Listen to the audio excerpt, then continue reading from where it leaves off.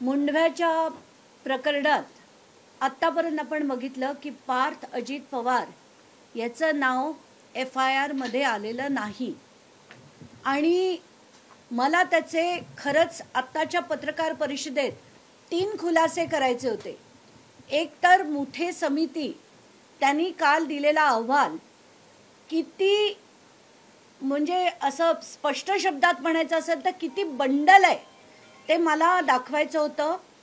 मुद्दा नंबर 2, येवले नावाचे जे अधिकारी होते त्यांनी बेल ॲप्लिकेशन मूव्ह केलं होतं आणि त्यांना इंटरिम बेल देखील ग्रांट झालंय 20 तारखेपर्यंत, म्हणजे उद्यापर्यंत। तर 20 तारखेपर्यंत यांना बेल कसं ग्रांट झालं? कारण तिथे PP FIR घेऊन गेलेच नाहीत। म्हणजे 11 तारखेला येवलेनी बेल ॲप्लिकेशन मूव्ह केलं आणि 13 तारखेला त्याचं हिअरिंग होतं।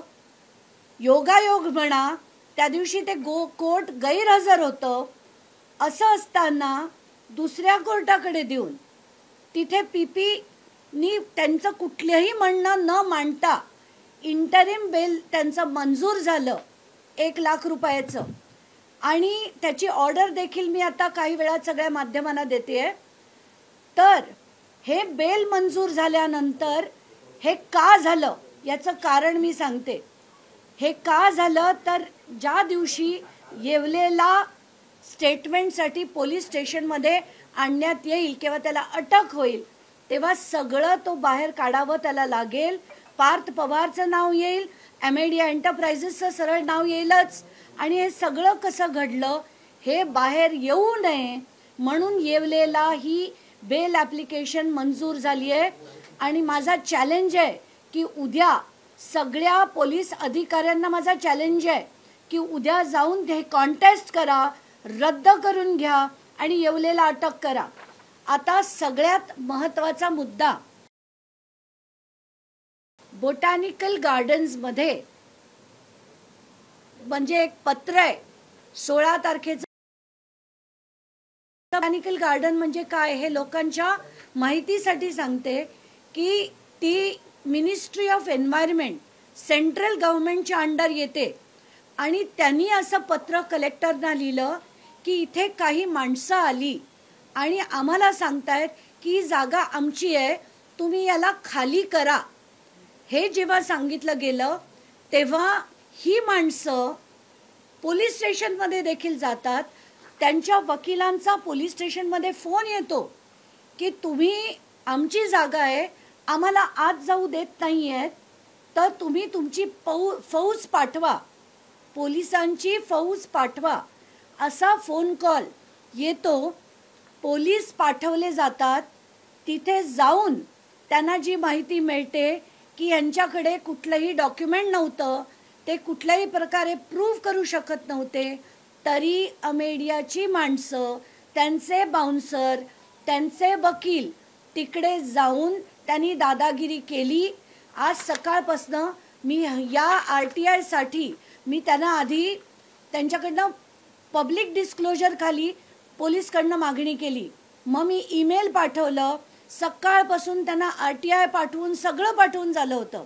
आत्ता माझ्या हातात हा कागद आला आणि हा महाराष्ट्राचं राजकारण नक्कीच यांनी ढवळून निघेल, कारण आता अजित पवारांना राजीनामा कारण मी आता पुढे आणणार आहे। तर पहिलं ही जी स्टेशन डायरी आहे ती मी तुम्हाला वाचून दाखवते।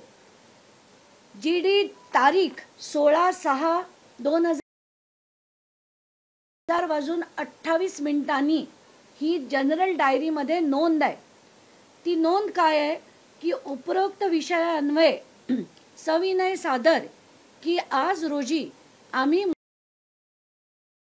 कर्तव्यावर हजर असताना दुपारी 1 वाजताच्या सुमारास आम्हाला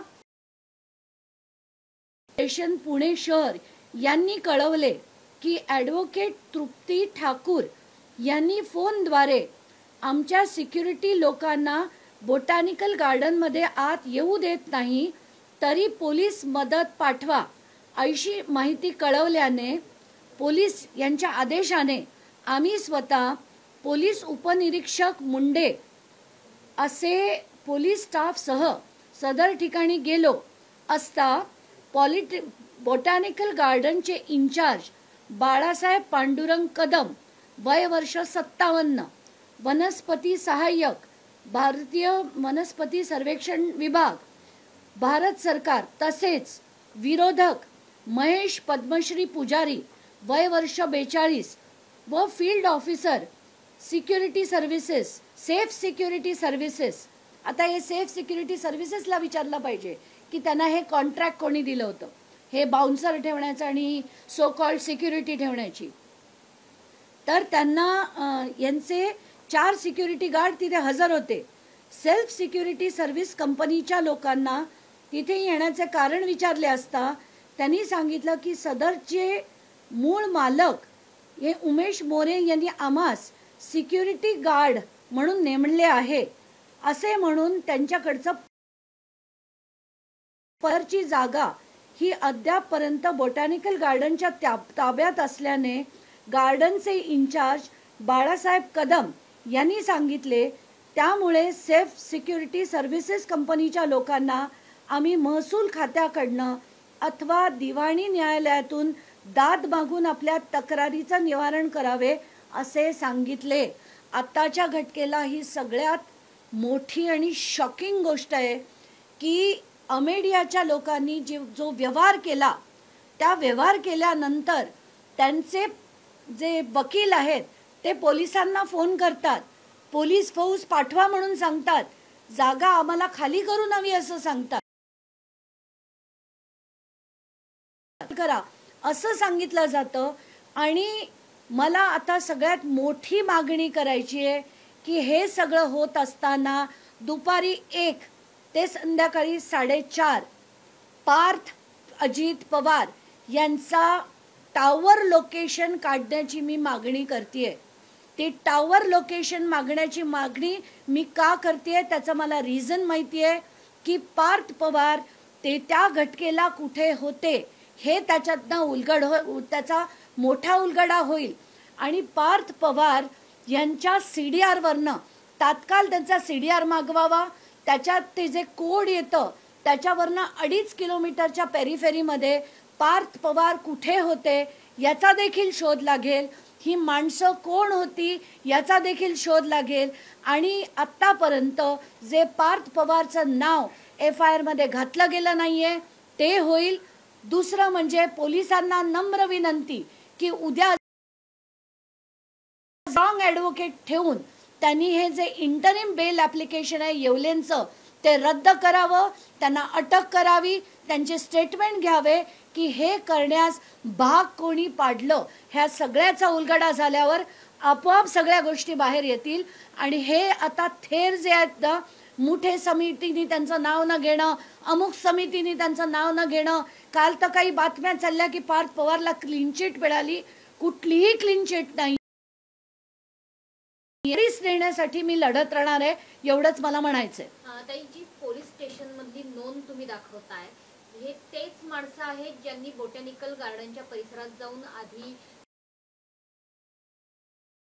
दावा आहे तिथल्या संचालकांचा आणि त्यांनी पत्र देखील दिलं होतं सदर जिल्हाधिकाऱ्यांना. आणि त्यानंतर त्यांनी पोलीस स्टेशन मध्ये जाऊन नेमकी काय मागणी केली, ते पोलीस स्टेशन मध्ये का गेले होते? ते त्यांचं असं म्हणणं होतं, मला ज्या अतिशय मला नावं नाही कोणाचीच घ्यायची आणि घेताही येणार नाहीत,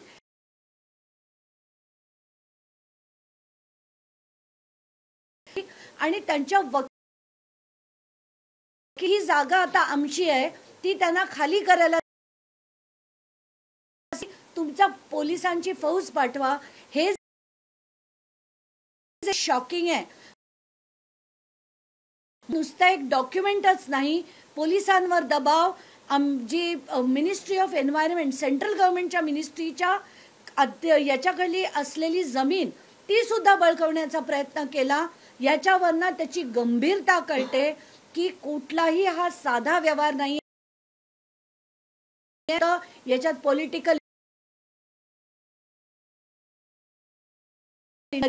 अजित पवार यांनी पुण्याच्या पालकमंत्री पदाचा आणि उपमुख्यमंत्री पदाचा तात्काळ राजीनामा हा दिला. पाहिजे. दबाव टाकतायत का तुम्ही म्हणता की टॉवर लोकेशन शोधलं पाहिजे? पार्थ पवार पोलीस स्टेशनच्या आसपास होते का की जेव्हा त्यांचे वकील पोलीस स्टेशनला गेलेले होते? आताच्या घटनेला मला काहीच म्हणायचं नाहीये. मला जी माहिती मिळाली आहे त्याच्या आधारे मी मागणी करतेय की पार्थ पवार यांचं तेव्हाचं टॉवर लोकेशन काढण्यात यावं. ते त्या पेरिफेरीमध्ये 2.5 किलोमीटरच्या पेरिफेरीमध्ये होते का हे त्याच्यावरनं कळेल. आणि तर या सगळ्या गोष्टीचा पॉलिटिकल दबाव किती आहे हे सगळं आपोआप उघडकीस येईल. बावनकुळे आता असं म्हणतायत की मुळातच मुठे समिती ही नेमलेलीच नाहीये, तितकंसं फार महत्व नाही असं त्यांना अधोरेखित करायचं आहे. त्याच्यामुळे सरकारमध्येच आता समितीवरनं मतभेद निर्माण झाले तसं चित्र समोर येतं. नाही, आता ही मुठे समिती जी नेमली गेली ती कोणी नेमली? ती काही तुम्ही आणि आम्ही केलेली नाहीये, सरकारनेच नेमली होती. त्याच्यात झालेल्या ज्या अनियमितता होत्या त्या पुढे आणण्यासाठी नेमली होती. पण त्या समितीच्या अहवालात शीतल विरुद्ध लिहिलंय, त्या दिग्विजय पाटील विरुद्ध लिहिलंय, त्या येवलेन विरुद्ध लिहिलंय. कुठेही त्यांनी अमेडियाच्या इतर पार्टनर सुद्धा याच्यात लायबल आहे असं या मुठे समितीच्या अहवालात लिहिलं गेलं नाही. कारण आपल्याला आठवत असेल सिंचन घोटाळ्यात सुद्धा ना अजित पवारांचं नाव आलं होतं ना सुनील तटकरेंचं नाव आलं होतं. एक्झॅक्टली तोच पॅटर्न, मी तर याला देवेंद्र फडणवीस पॅटर्न म्हणेल की हाच पॅटर्न पुन्हा इथे आलाय. आत्ताच्या घटनेला सुद्धा याच्यात न पार्थ अजित पवारचं नाव आणि अमेडिया एंटरप्राइजेस LLPचं नाव वगळण्यात आलेलं आहे. जी 24 तासने सर्वप्रथम ही बातमी पुढे आणलेली होती आणि हे प्रत्यक्षपणे कागदपत्र दाखवून दिलेलं होतं की मोठा जमीन घोटाळा झालाय. मात्र आता ज्या पद्धतीने चंद्रशेखर बावनकुळे सांगतायत की मुठे समिती ही तपास करणारी समितीच मुख्य समिती नाहीये, कुठेतरी सरकारचा दिशाभूल करण्याचा हा प्रयत्न आहे का? सातत्याने दिशाभूल करण्याचा प्रयत्न आहे. आता मी आणि एक डॉक्युमेंट दाखवणार आहे. हे जे डॉक्युमेंट आहे ना, हे ॲड्ज्युडिकेशन साठी अमेडिया LLPनी केलेलं डॉक्युमेंट आहे. आता ह्याच्यात ते आधी मागणी करतात की आम्ही अमुक व्यवहार करणार आहे, हा या जमिनीचा व्यवहार करणार आहे.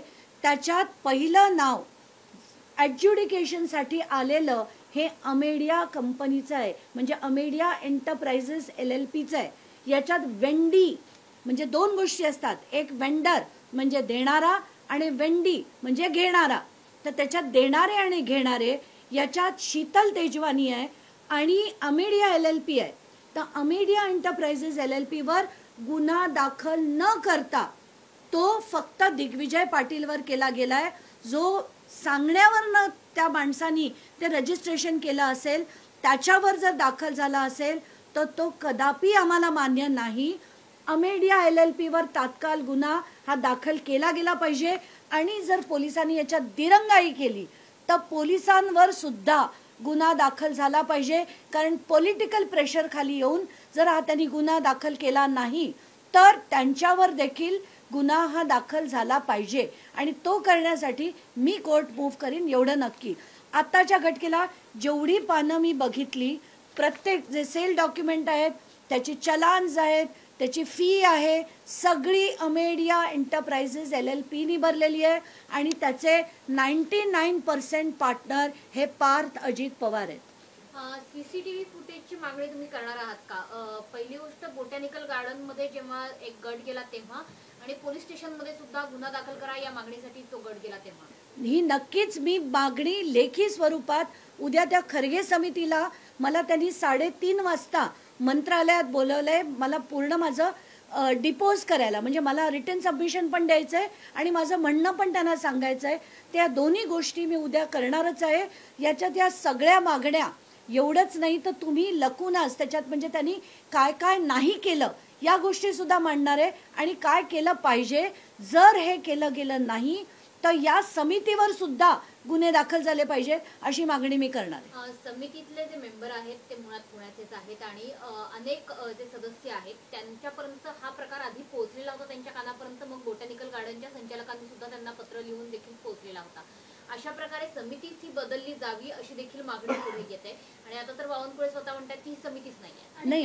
जिल्हाधिकाऱ्यांचं देखील नाव असल्याचं मला या समितीवरच मुळात आक्षेप आहे. आक्षेप एवढ्यासाठी, जसं बीडमध्ये झालं होतं संतोष देशमुख प्रकरणात की सगळे बीडचे अधिकारी होते, आत्ताच्या घटकेला या समितीमध्ये 6 पैकी 5 अधिकारी पुण्याचे आहेत आणि ही केस ही पुण्याच्याच पालकमंत्र्याच्या मुलाची आहे. तर असं असताना पुण्याचे जिल्हाधिकारी त्याच्यावर योग्य ती चौकशी करतील का? हा मुद्दा नंबर 1.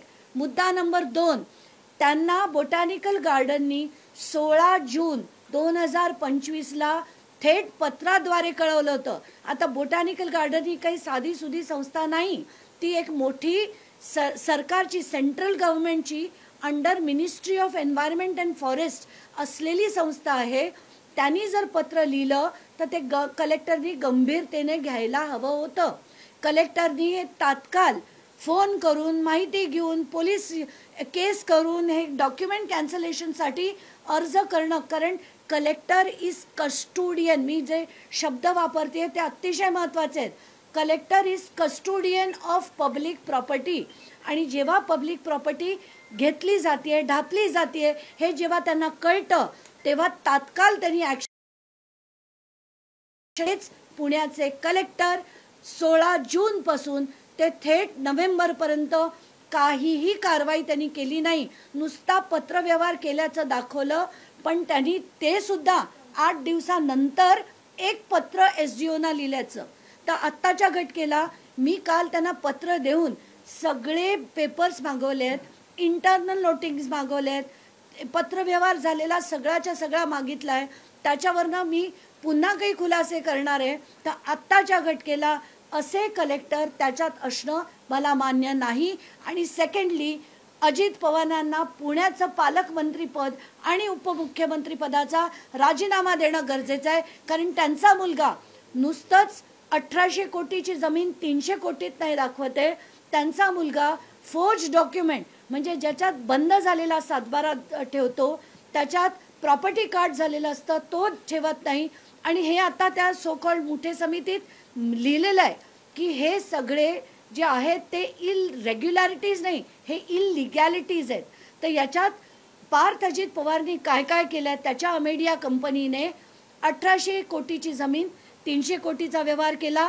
ॲडज्युडिकेशन झालेलं असताना सुद्धा त्यांनी परत ते न घेता 500 रुपयाच्या स्टॅम्प ड्युटीवर ते रजिस्टर केलं. त्यानंतर तिथे जाऊन धमकावून, आणि हा सगळ्यात कळीचा मुद्दा आहे की तिथे जाऊन त्यांनी त्यांच्या ॲडव्होकेटना पाठवलं, बाउन्सर्सना पाठवलं आणि त्यांना सांगितलं की तुम्ही जागा खाली करून घ्या. हे करण्यासाठी पोलिसांची मदत मागवली. पोलिसांनी नशिबाने ज्या कोणी अधिकारी होते त्यांनी तिथे पोलीस स्टेशन डायरीमध्ये आज ही नोंद घेतली, म्हणून आपल्याला या सगळ्या गोष्टी बाहेर काढता आल्या. तर आत्ताच्या घटकेला मला असं वाटतं की हे आता फार सिरियस झालंय. आता अजित पवारांना याच्यातनं राजीनामा देण्याशिवाय दुसरा कुठलाही मार्ग नाही. उपमुख्यमंत्री पदाचा आणि पालकमंत्रीपदाचा तात्काळ राजीनामा द्यावा आणि ही जी सो कॉल्ड समिती आहे त्याच्यातनं पुण्याच्या सगळ्या अधिकाऱ्यांना काढून चांगले इतर रिटायर्ड IPS ऑफिसर्सना आणून, म्हणजे त्याच्यात आपले पूर्वीचे DIG होते, प्रवीण दीक्षित होते, अशा सगळ्यांना आणून याच्यात चौकशी झाली पाहिजे अशी माझी विनंती आहे. अजित पवारांनी फडणवीसांची परत एकदा भेट घेतली. एकीकडे हे ह्या सगळ्या कधी भेट घेतली आजच भेट घेतली आहे आणि आजच असं नाही, यापूर्वी सुद्धा त्यांच्या भेटी 4 झाल्यात असं मला माहिती होतं. ही आता 5वी असेल. नाही, आता अजित पवार फडणवीसांची भेट घेत आहेत, अजित पवार जाऊन अमित शहाची भेट घेत आहेत. आता तुम्ही कोणाच्याही भेटीगाठी घ्या, ऑन पेपर सरळ सरळ दिसतंय की तुम्ही तुमच्या मुलांनी एक नाही अनेक गोष्टी केल्या आहेत. एक तर फ्रॉड, कमी किमतीत ते डॉक्युमेंट केलं, ते फ्रॉड पद्धतीने केलं, ते परत रद्द करण्याचा प्रयत्न अजित पवारांनी स्वतः केला, ते रद्द करण्याचा प्रकार पण ते देखील केलं. आणि त्यानंतर आता जेव्हा स्टेशन डायरीमधनं कळतंय की तिथे जाऊन धमकवण्याचा पण प्रयत्न झालाय, हे अतिशय सिरियस आहे. एक महत्वाची बातमी येते, तेजवानींचा जबाब नोंदवण्यात आलाय. काल आपण पुण्यात होतात तेव्हाच हा जबाब नोंदवला गेलेला आहे आणि आर्थिक गुन्हे शाखेने हा जबाब नोंदवलाय आणि सोबतच त्यांना आदेशही दिलेले की त्यांनी कागदपत्रांसह हजर राहावं. त्यांनी कागदपत्रांसारखं हजर राहावं असं म्हणण्यापेक्षा त्यांना तिथल्या तिथे त्यांनी अरेस्ट का नाही केलं का नाही केलं? कारण त्याच्यातले जे सगळे मुद्दे आहेत त्याच्यावर 7 ते 14 वर्षाची शिक्षा आहे आणि सुप्रीम कोर्टचा कायदा म्हणतो की 2 वर्षाच्या वर जर शिक्षा होत असेल तरच अरेस्ट करावं. ही तर 7 ते 14 वर्षाची शिक्षा आहे. तर शीतल तेजवानींना अटक का झाली नाही हा पहिला प्रश्न. आणि त्यांना जरी आता सांगितलं असेल सादर करायला, हे सगळेच कागदपत्र माध्यमांनी दाखवून झालेले आहेत. त्यांच्याकडे आता वेगळं काहीच नाही आहे सादर करायला.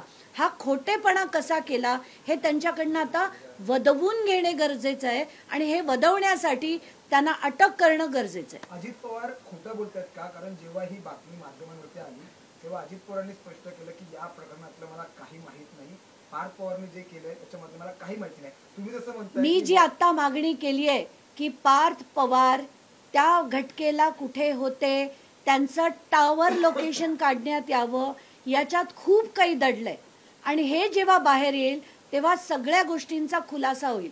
आणि अजित पवारांना हे माहिती होतं की नाही? कारण तुम्हाला आठवत असेल पहिल्या वेळेस जेव्हा ते बोलले ते म्हणाले मला पुसटसं माहिती होतं, असं काहीतरी होतंय असं मला कल्पना होती, परत कानावर आलं होतं. आणि नंतर जेव्हा ते बोलले तेव्हा ते असं म्हणतात की नाही मला याच्यातलं काहीच माहीत नव्हतं. पण हे कधी बोलले? फडणवीसांच्या भेटीनंतर. तर हे सगळं जे आहे ते अजित पवार दादांत खोटं बोलतायत, याच्यात काहीच शंका नाही. संस्था एखाद्या कलेक्टरला पत्र लिहिते तर निश्चितपणे कलेक्टर हा एक खूप मोठा जबाबदार व्यक्ती असतो. पालकमंत्री या नात्याने निश्चितपने अजित पवारांना त्यांनी देखील माहिती या सर्व प्रकारची दिली असावी का? आणि तरी देखील अजित पवारांनी या सर्व गोष्टी झाकल्या आहेत का असं वाटतं का तुम्हाला? अगदी 100%. कारण पालकमंत्र्यांना 40 एकर सरकारी जमीन पुण्यातली जर कोणी घेत असेल तर कलेक्टरचा जॉब आहे त्यांना ते सांगणं गरजेचंच आहे. तर त्यांनी ते सांगितलं असेल नसेल याचा आता खुलासा अजित पवारांनी करावा. सांगितलं पाहिजेच हे, याच्यात कोणीच म्हणजे ते पालकमंत्री म्हणून पुण्यात असंख्य वेळा गेले होते तर त्यांना ब्रीफिंग हे डेफिनेटली झालं असेल. खोटं बोलत आहे. उद्या तुम्ही मंत्रालयात जाणार आहात, कुणाची भेट घेणार, नेमक्या काय काय मागण्या मी शनिवारी पत्र लिहिलं होतं खरगे कमिटीला की मला त्यांच्या पुढे डिपोज करण्याची म्हणजे सगळ्या गोष्टी मांडण्याची परवानगी द्यावी. तर ते त्यांचं मला सोमवारी कळवण्यात आलं त्यांच्याकडनं की तुम्हाला गुरुवारी दुपारी 3:30ला मंत्रालयात बोलवलंय तुमचे सगळे कागदपत्र घेऊन. तर म्हणून माझे सगळे कागदपत्र, माझं रिटन सबमिशन आणि माझ्या मागण्या घेऊन मी उद्या दुपारी 3:30 वाजता मंत्रालयात जाणार. इनडायरेक्टली कलेक्टर देखील या सर्व प्रकरणामध्ये इन्व्हॉल्व आहेत का असं वाटतं का? मला 110% वाटतंय की कलेक्टर सुद्धा त्याच्यात इन्व्हॉल्ड आहेत. कारण 16 तारखेला जर त्यांना ही माहिती होती तर 16 जून 2025 पर्यंत, नोव्हेंबर 2025 पर्यंत कलेक्टरांनी काय केलं हे त्यांना सांगणं गरजेचं आहे. तुम्ही मुख्यमंत्र्यांनाही भेटणार उद्या म्हणजे मंत्रालयात जाताय? नाही, आत्ताच्या घटकेला माझा तसा काही प्लॅन नाही. ते तिथे असतील तर नक्कीच त्यांची वेळ घेऊन मी त्यांना भेटेन.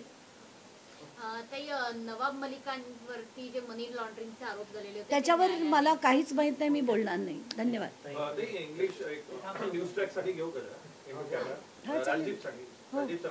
ते आज लाईव्ह आहे माझं त्यांच्याबरोबर. Okay.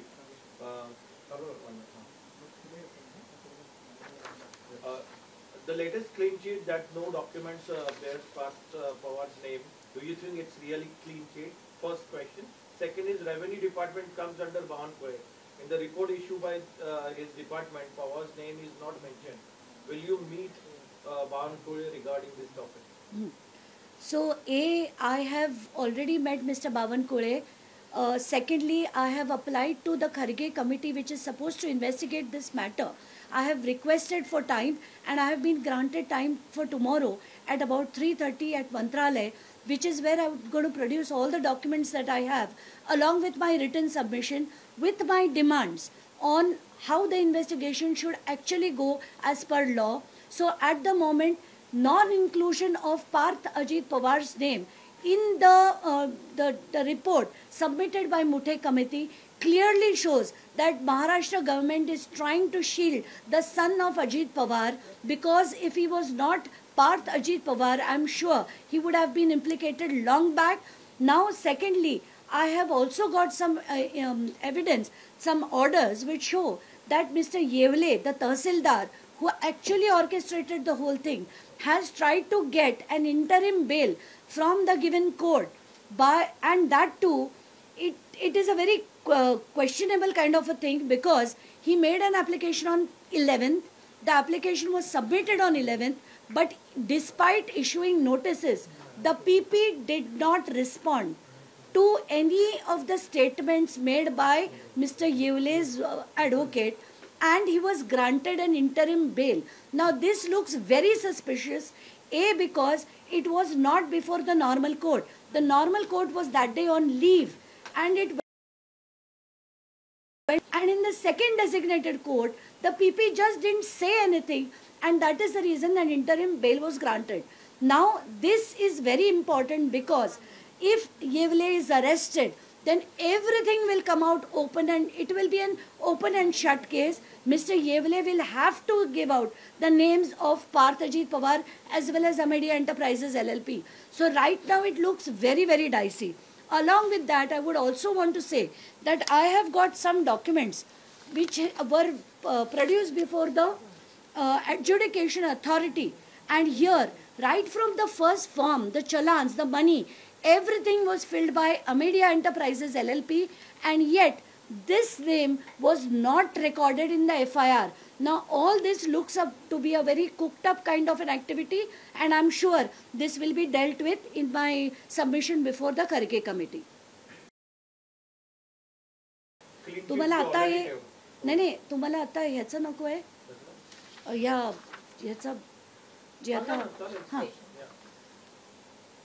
Now the most cracking bit of information is that on 16 June, so Parth Pawar, his role is not limited only to executing a fraud agreement. His role is A, that an 1804 crore worth of land was tried to be acquired at 300 crore. B, they have not submitted, that Sheetal Tejwani has not submitted her PAN card details and all those details. This has been documented in the Muthe Samiti report. But on 16 June 2025, and this is actually what is most important, on 16 June 2025, the advocate and security guards, they were more like bouncers is what I am told by the police officers. These people went to Botanical Garden and they tried to terrorize the people there and take possession of the place. Not just that, the advocate then called the police department, told them to send help to vacate that plot. Now this is completely shocking, because all this has been detailed in the station diary of the police station, and this will show that Amedia has not just tried to do a sale deed. So it is not just about the cancellation of a sale deed, it is about trying to take even the possession of the land, and that is actually very shocking. And I'm sure at least after this, Mr. Ajit Pawar will show the decency of stepping down from his position as the Deputy Chief Minister and the Guardian Minister of Pune.